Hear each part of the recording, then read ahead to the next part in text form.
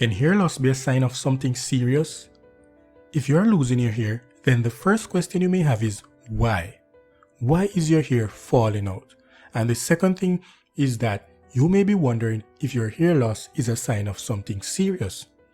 Now, in order to answer your questions as best as possible, we need to first look at some of the factors that contributes to hair loss and say whether or not they should be categorized as something serious.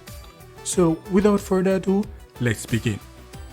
Some of the most common factors that contribute to hair loss are genetics, autoimmune disorder, hormonal changes, diseases or sicknesses, mechanical damage, side effects to medications, head trauma, shock or accidents, environmental factors, chemotherapy treatments, aging, malnutrition or change in diet, too much stress, and even some women who are pregnant may experience hair loss.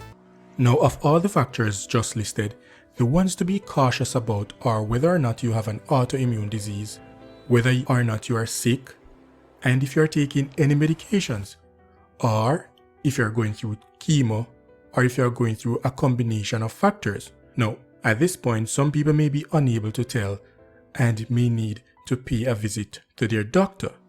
However, don't panic. For the most part, hair loss is a normal occurrence and is mainly due to genetics or environmental factors, as well as using the wrong products in your hair. That said, the only way to know for sure is to visit your healthcare provider to get their professional opinion. Now, for more information and remedies for hair growth, visit our website at hairburel.com. Thanks for watching, and we'll see you in the next video.